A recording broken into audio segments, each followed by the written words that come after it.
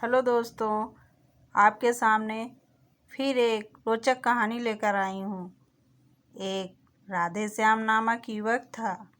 स्वभाव का बड़ा ही शांत एवं विचारों वाला व्यक्ति था। उसका छोटा सा परिवार था जिसमें उसके माता पिता, पत्नी एवं 2 बच्चे थे। सभी से वो बेहद प्यार करता था। इसके अलावा वो कृष्ण भक्त और सभी पर दया भाव रखता था। जरूरतमंद की सेवा करता था। किसी को दुखी या दुख नहीं देता था। इसके इन्हीं गुणों के कारण श्री कृष्ण उससे बहुत प्रसन्न थे और सदैव उसके साथ रहते थे। और राधे श्याम अपने कृष्ण को देख भी सकता था और बातें भी करता था। इसके बावजूद उसने कभी ईश्वर से कुछ नहीं मांगा। वो बहुत खुश रहता था क्योंकि ईश्वर हमेशा उसके साथ रहते थे, उससे मार्गदर्शन देते थे। राधे श्याम भी कृष्ण को अपने मित्र की तरह ही पुकारता था और उनसे अपने विचारों को बांटता था। एक दिन राधे श्याम के पिता की तबीयत अचानक खराब हो गई। उन्हें अस्पताल में भर्ती किया गया। उसने सभी डॉक्टर्स के साथ हाथ जोड़े, अपने पिता को बचाने की मिन्नतें की, लेकिन सभी ने उससे कहा कि वो ज़्यादा उम्मीद नहीं दे सकते और सभी ने उसे भगवान पर भरोसा रखने को कहा। तभी राधे श्याम को कृष्ण का ख्याल आया और उसने अपने कृष्ण को पुकारा। कृष्ण दौड़े चले आए। राधे श्याम ने कहा, मित्र, तुम तो भगवान हो, मेरे पिता को बचा लो। कृष्ण ने कहा, मित्र, ये मेरे हाथों में नहीं है। अगर मृत्यु का समय होगा तो होना तय है। उस पर राधे श्याम नाराज हो गया और कृष्ण से लड़ने लगा। गुस्से में उन्हें कोसने लगा। भगवान ने भी उसे बहुत समझाया पर उसने एक न सुनी।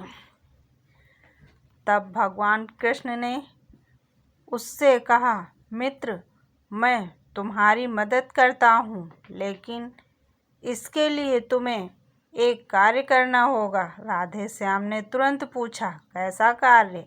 कृष्ण ने कहा, तुम्हें किसी एक घर से मुट्ठी भर ज्वार लानी होगी और ध्यान रखना होगा कि उस परिवार में कभी किसी की मृत्यु न हुई हो। राधे श्याम झट से हाँ बोलकर तलाश में निकल गया।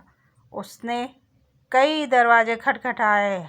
हर घर में ज्वार तो होती, लेकिन ऐसा कोई नहीं होता जिसके घर परिवार में किसी की मृत्यु न हुई हो। किसी का पिता, किसी का दादा, किसी का भाई, माँ, काकी या बहन। 2 दिन तक भटकने के बाद भी राधे श्याम को ऐसा एक भी घर नहीं मिला।